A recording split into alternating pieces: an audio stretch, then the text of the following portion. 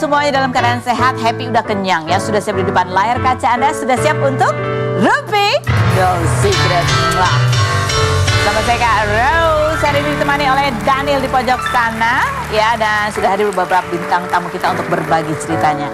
Mojok dulu, kita bahas juga apa sih yang lagi ramai di luar sana yang menjadi perhatian publik, membuat orang jadi semakin kepo dan kemudian gali sana gali sini, menuai berbagai komentar baik itu untuk hal-hal yang datang dari dunia nyata maupun dari dunia maya. Ini orang masih ya mengikuti kelanjutan cerita, tadi kayak cerita bersambung ya tentang hubungan Zize dan Arhan, si pemain timnas ya. Kan Arhannya memang lagi ada mau bertanding sepak bola di Arab Saudi kan, jadi juga kemudian menunaikan ibadah umroh. Kemarin waktu lagi ramai gonjang-ganjing tentang rumah tangganya itu kan, Zize pergi umroh katanya, karena memang sudah direncanakan 2 minggu yang lalu, katanya akan ketemu di Arab Saudi. Ya, tapi kemarin Arhan posting foto pas lagi umroh kok nggak ada Zize-nya gitu, karena dia posting sama teman-teman timnas yang lain. Dan kemudian dia mengquote juga surat Maryam ayat 30 sampai 34 gitu ya. Yang inti maknanya itu adalah doa energi luar biasa bagi siapapun yang sedang berjuang melawan kemustahilan. Itu ya kan. Nah, komentar netizen yang ada di postingan Arhan, coba kita lihat ya, memberi semangat seperti apakah netizen itu. Azizan Dimas gitu yang cari. Yang berikutnya ada lagi, minta petunjuk Arhan biar dibukakan mata batin kamu serta pikiran kamu, katanya gitu. Yang berikutnya ada lagi, Arhannya lagi ibadah, Zize malah lagi terbang sama cowok lain, katanya gitu. Iya, nanti kita lihat terbang sama cowok lain. Hah? Apakah benar cowok siapa itu? Coba kita yang berikutnya. Mungkin umrohnya bareng istri, cuma nggak di post aja, katanya gitu. Yang berikutnya ya bisa jadi kan, suami di Saudi Arabia, istri malah liburan main golf di Dubai, bukannya dampingin suami, katanya gitu. Karena kan ngomongnya kemarin akan ketemu. Kita yang mikirnya akan umrohnya bareng. Siapa tahu Zize duluan. Karena kan dia di endorse kan. Mungkin dia udah duluan, sambil nunggunya dia ke Dubai dulu. Arhan baru kan, kalau Arhan kan sepak bola jadwalnya padat. Ya umroh dulu baru kemudian ketemunya di lapangan sepak bola kali ya kan. Yang berikutnya Masya Allah berlian, yuk dibuka mata hatinya biar bisa ngebedain mana yang benar sayang dan yang cuma gitu. Ini netizen aja. Yang berikutnya ada lagi komentarnya, semoga kamu bisa membimbing istrimu lebih baik lagi, amin. Yang berikutnya udah ya. Nah coba kita lihat ya, apa sih dimaksud netizen Zize lagi terbang-terbang sama cowok lain ya. Ternyata dia lagi nyobain skydiving. Tapi memang kan skydivingnya tandemannya cowok. Aku juga salfok sih sama cowoknya, ya kan? Aku jadi inget Kaseto kemarin. Kaseto kan kemarin skydiving juga ya, tandem juga kan? Tapi yang ini ya, pokoknya dia lagi menikmati lah itu di Dubai juga lagi. Apa sih di akuarium ya? Apalagi diving? Di akuarium di mall gitu ya? Oh iya. Seru juga ya. Gitulah ya. Komentarnya kalau di kolomnya Aziza, komentarnya netizen gimana bunyinya? Gak boleh gitu Kak, anak Abi Umi tuh bebas, katanya gitu. Maksudnya Abi Umi tuh bapaknya Aziza ya. Oke, berikutnya ada lagi, emang gak agak lain si Aziza ini? Masa agak lain? Biasa aja. Iya, dia salahnya posting sih. Ya, yang berikut ya. Kayak bukan suami istri pisah-pisah gitu. Ya kalau, ya aku nggak tahu sih, aku kan belum pernah sama yang pemain bola, jadi nggak tahu. Berikutnya kembali ke setelan awal. Yang berikutnya lagi, oh dia lagi liburannya juga sama temannya siapa sih? Namira tuh siapa? Oh selebgram juga. Mungkin disponsorin juga kali, jadi dia harus ikut kegiatan itu untuk bikin konten kan? Mungkin juga kan, itu berpikiran positif. Yang berikut ada lagi, di mana-mana istri pengen umroh bareng pasangan. Iya kan kalau bisa, kalau suaminya lagi sama timnas kan gimana coba ya. Terus kalau yang lain juga nggak bawa pasangan. Yang berikutnya ada lagi, kita bisa belain ya kan. Itu komentar-komentar yang kita. Nah tapi kalau yang jelas ya, kalau itu kan rumah tangga lain ya, memang dengan kegiatannya yang lain seperti itu. Nah tapi kalau pasangan ini ya Masya Allah saling mendukung betul-betul. Ketika sedang ada masalah, mereka justru semakin lengket, semakin kompak berdua. Ada Sony Septian dan juga Virus. Kita lihat dulu profil mereka berikutnya. Sony Septian, artis sekaligus presenter kelahiran 1986 ini menikah dengan Fairuz Ar-Rafiq pada 2017 dan dikaruniai 2 anak bernama Queen Asia Slova dan King Zafi Zayan Slova serta seorang anak bernama King Faas dari pernikahan Fairuz sebelumnya. Pria yang Juli lalu sempat dirawat di rumah sakit selama 24 hari karena mengalami penyempitan pembuluh darah di otak dan leher serta stroke ringan ini mengaku mentalnya terpuruk karena harus istirahat selama 3-6 bulan. Namun Fairuz terus memberikan semangat menemani sholat Jumat di masjid dan mengaku tidak akan menikah lagi jika Sony meninggal dunia. Faas putranya yang kerap membacakan Al-Quran di sampingnya dan sempat marah karena tidak diberitahu kondisi sesungguhnya ini mengaku ia dan maminya bukanlah apa-apa tanpa sosok Sony Septian sebab sejak ada Sony hidupnya menjadi semakin indah karena ada figur ayah. Seperti apa kondisi kesehatan Sony Septian sekarang? Dan bagaimana cara Fairuz menguatkan Sony saat terpuruk? Saksikan kisah selengkapnya hanya di Rumpi No Secret. Baik, kita sudah bersama dengan Sony dan juga Fairuz. Halo, senang lihat kamu Sony. Udah ya bisa jalan-jalan juga kemana-mana gitu ya. Nah Sony, kamu kalau misalnya lihat foto ini gitu ya, foto yang kita lihat, kita mau tampilkan berikut ini. Nih foto pada saat kamu masih di rumah sakit gitu ya, istri selalu mendampingin. Itu kan masa-masa mungkin kamu lagi kesakitan, banyak hal yang berkecamuk. Kalau lihat foto ini lagi, apa yang kamu rasakan sekarang? Berterima kasih. Berterima kasih. Iya. Di saat kondisi aku kayak begitu, ternyata aku punya orang yang sayang sama aku yang benar-benar kelihatan dan terbukti, teruji rasa sayangnya. Di situ kan aku nggak bisa apa-apa ya, cuma bisa tiduran segala macem. Tapi dia yang bangkitin semangat aku, dia yang berusaha supaya ayo sayang sembuh segala macem. Dan itu pertama kalinya aku diurusin kamar mandi dengan orang lain. Pertama kalinya sama dia, urusan kamar mandi aku semua dia yang ngurusin semua. Ya. Terima Mungkin kasih. dulu waktu kamu kecil ya diurusin sama mama. Tapi begitu dewasa, istri yang istri. Karena aku pernah ngeliat orang-orang begitu aku lagi ngunjungin orang sakit, ketika si suaminya sakit, dia panggil suster, apa segala macam. Kalau ini enggak, saya aja katanya. Tapi aku langsung ngerasa kayak, wow, itu sesuatu yang spesial loh buat aku. Padahal hal seperti itu spesial buat kamu. Iya. Gitu kan. Padahal mungkin kalau dari sisi Fairuz mikirnya ya itu kan memang tugas aku gitu ya. Buat Fairuz itu adalah hal yang memang seharusnya dilakukan. Tapi buat kamu istimewa Sony. sangat istimewa. Sangat istimewa. Banget. Iya. Kamu nggak menyangka? Nggak akan pernah menyangka karena selama ini kita selalu dihadapkan pada pertanyaan dan jawaban. Apa yang kamu rasain terhadap Sony? Saya sayang sama Sony. Apa yang kamu rasain terhadap Fairuz? Saya sayang terhadap Fairuz. Apa yang mau kalian lakukan? Maaf ya, aku ngomongnya masih agak susah. Apa-apa. Susah senang bersama. Tapi sekarang bukan pertanyaan dan jawaban, bukti dari semua pertanyaan dan jawaban itu aku dapetin dari Fairuz di saat aku sakit.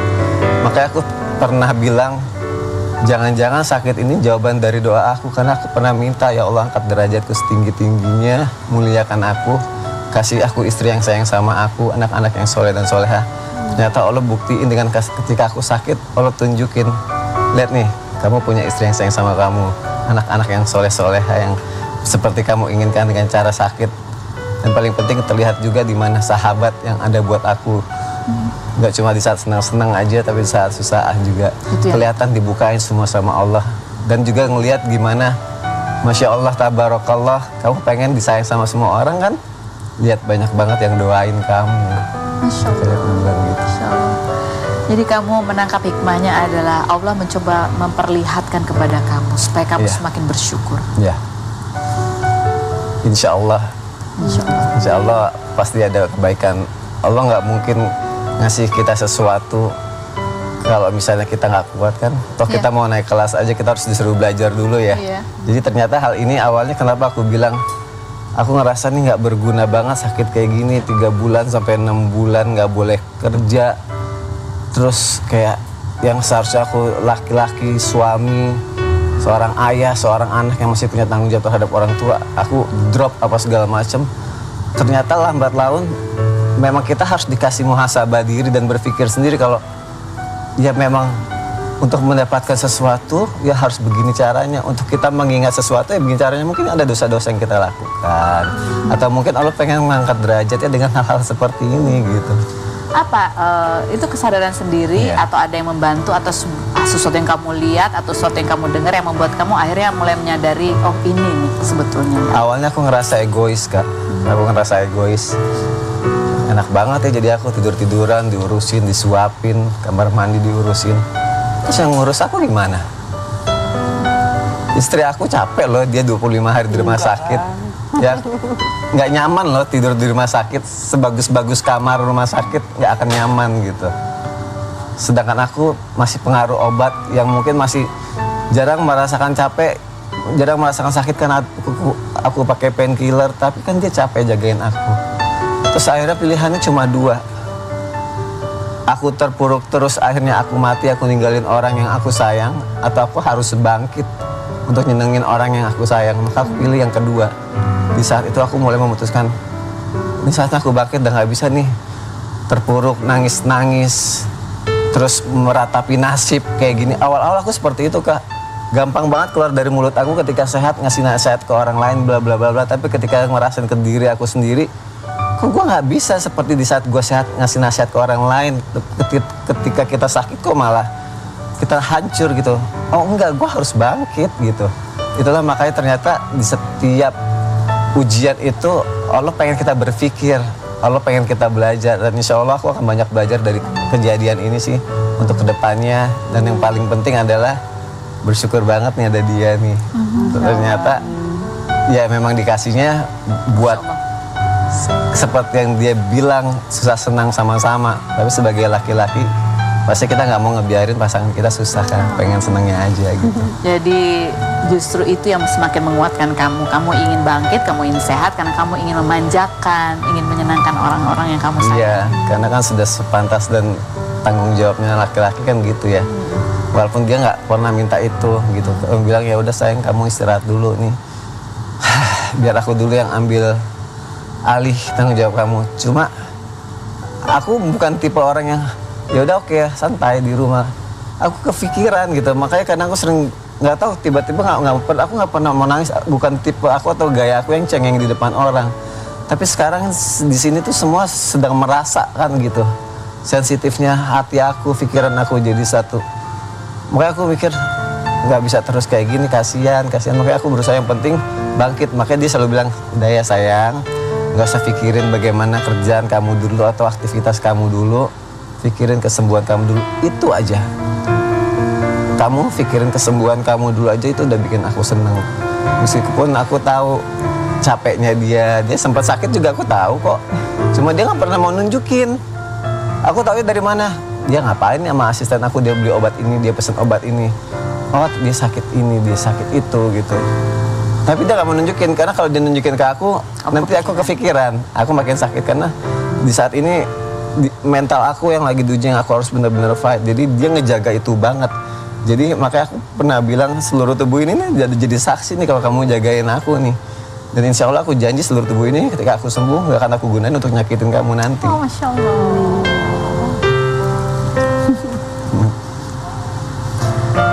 Ya, Virus di sebuah statementnya juga dia mengatakan bahwa terjadi apa-apa sama kamu ya, suaminya yang terakhir adalah kamu, Sony.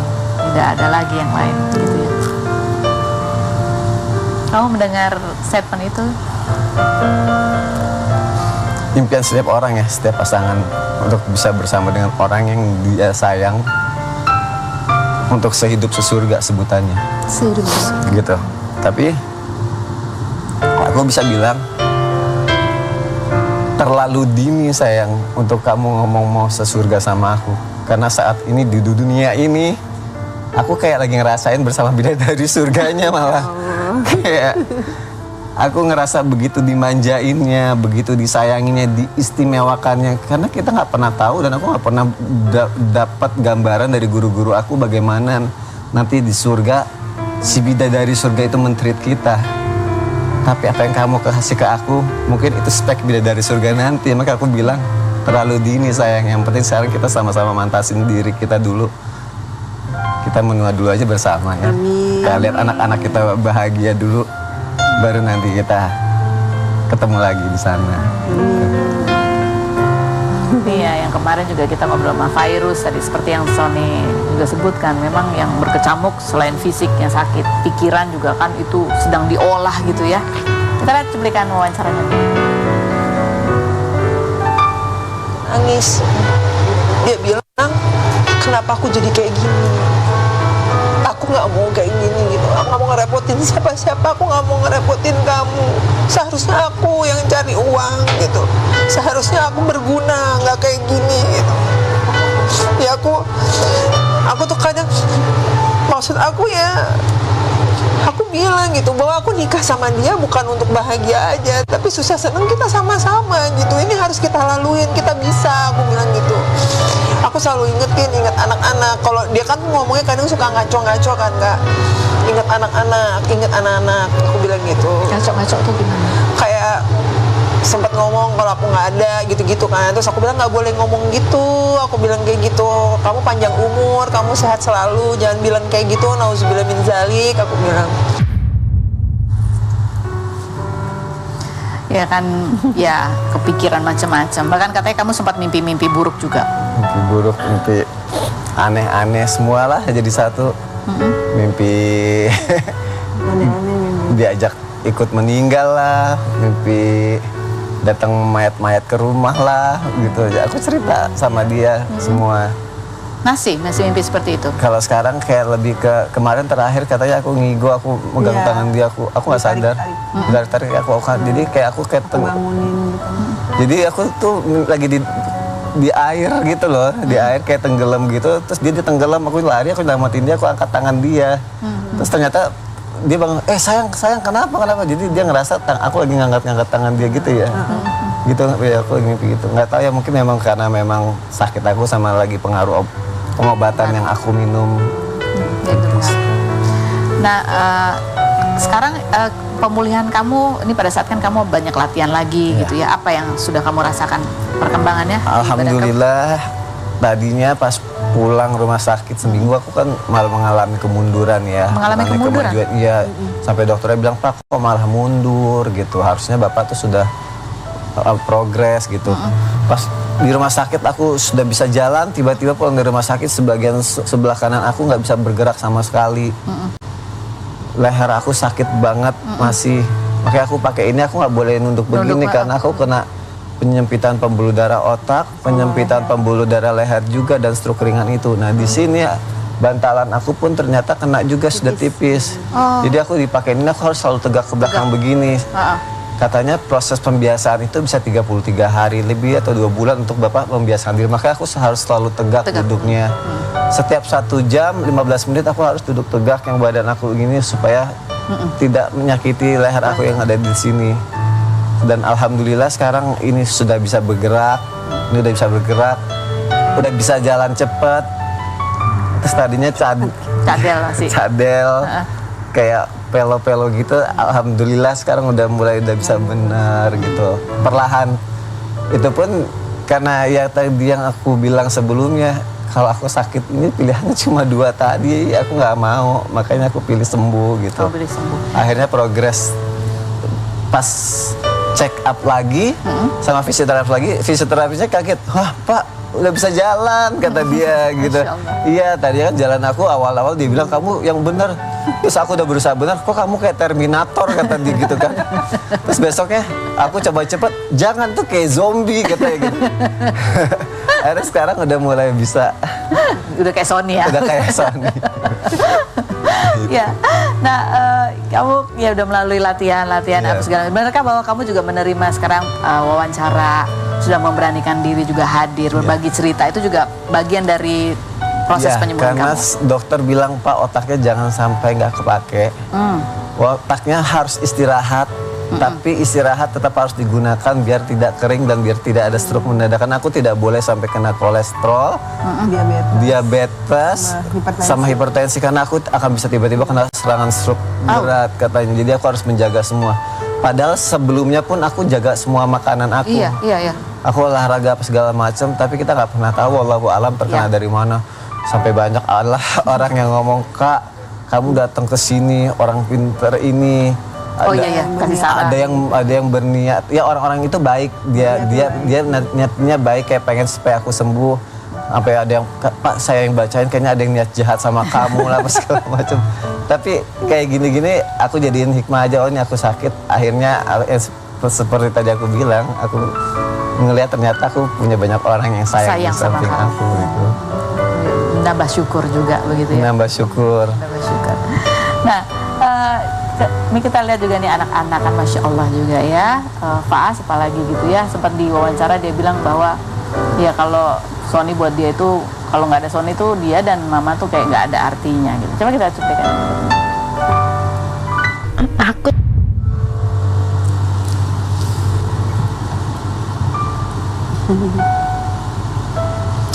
Jadi anak aku. Mereka bertiga anak aku. Aku gak peduli sebutan orang mau sambung atau apa, bukan saudara atau apa. Dia anak aku. Aku gak peduli status. Dia anak aku. Ketika kita punya anak yang kita sayang, pasti kita naruh harapan ke anak itu. Dan begitu kita ngasih harapan ke anak itu, pasti kita akan all out buat mereka. Tanggung jawab, perhatian, kasih sayang. Mereka nggak butuh materi, mereka butuh waktu. Jadi sebisa mungkin aku harus ada di setiap waktu mereka tumbuh. Karena aku sama maminya janji, kita juga jangan cuma jadi penikmat aja ketika anak-anak kita tumbuh. Hebat ya, mereka sudah gede, hebat ya udah bisa main sepeda, hebat ya udah bisa jalan, hebat ya dapat ranking 1, tapi kita cuma jadi penikmat doang. Kita yang harus jadi bagian di saat mereka tumbuh. Karena kita kan nggak mau kehilangan momen-momen itu gitu. Makanya ketika Fas ngomong kayak gitu, ya kaget. Karena anak-anak kan murni ya. Anak-anak kan ngomong apa yang dia rasain. Dan akhirnya satu lagi hikmah yang aku dapat. Aku tahu dia sesayang itu sama aku. Gitu. Insya Allah. Kamu dianugerahi bidadari-bidadari di sekitar kamu di dunia ini. Anak yang Insya Allah yang menjadi tanggung jawab kamu, sekaligus juga menjadi penjaga, penguat kamu, penyemangat kamu. Makanya kalau sakit punya suster pribadi, itu kuncinya. Suster pribadi aku. Eksklusif ya? Eksklusif. Semua diurusin. Dari A sampai Z. Coba kita lihat seperti apa sih ya Virus ini pada saat menemani Sony kemana-mana pada saat terapi, bahkan pada saat sholat Jumat juga ditemenin ya. Berikut ini. Masya Allah. Aku kalau lihat kayak gini-gini tuh aku jadi inget ketika aku wawancara mereka berdua mau nikah. Zaman dulu ya kayak. Oh iya udah. Dari kalian pacaran dulu gitu ya, kalian udah romantis, mau nikah sempat berantem gitu ya. Tapi Masya Allah itu juga sebuah pertanda bahwa ya kalian bisa melewati itu di awal gitu ya, menjalani pernikahan, dan ini ya kalian perjalanan yang juga harus kalian lewati gitu. Insya Allah semakin menguatkan hubungan kalian, keluarga kalian. Amin. Kalau dengar lagu tadi tuh aku suka nangis karena kayak liriknya kok pas banget sih sama aku. Pas kata dokter dipakai apa otaknya ya Pak ya biar nggak kering. Terus seolah-olah kayak nggak tahu ya. Kayak aku tuh jadi kayak bisa ngisi waktu aku tuh nulis-nulis bisa sesuatu yang mengenai dia, video tentang dia. Aku tulis, aku simpen semua di notes aku semua tentang dia. Mungkin suatu saat nanti kalau jadi banyak mungkin bisa jadi buku kali ya. Yang aku persembahin buat dia kayak di saat aku lagi sakit. Makanya aku bilang kayak banyak banget sakit ini ngebuat aku ngerasain banyak hal. Ternyata pernikahan tuh seindah ini gitu. Berantem dalam pernikahan wajar. Tapi ketika ada pasangan yang ternyata bisa menerima dalam keadaan seperti ini, dan bukan cuma dari omongan aja, mungkin kalau ada kamera atau nggak ada kamera bisa dilihat, mungkin asisten aku atau orang rumah atau siapapun yang pernah ngeliat, dia bener kok dia pakai sepatu aku, dia pakai baju aku, bantuin aku. Hal-hal kayak gini tercipta bukan karena tiba-tiba Sony jadi romantis, jadi putus. Jangan salahin aku, salahin sang pencipta. Dia ngasih aku rasa kayak gini. Tapi aku rasa sang pencipta nggak pernah salah sih. Padahal di mata Fairuz sendiri ya, Sony gitu. Kan ini kan dari Sony. Kamu sendiri melihat Sony gitu sebagai suami. Kamu kan bilang sebelumnya kan kamu yang sakit.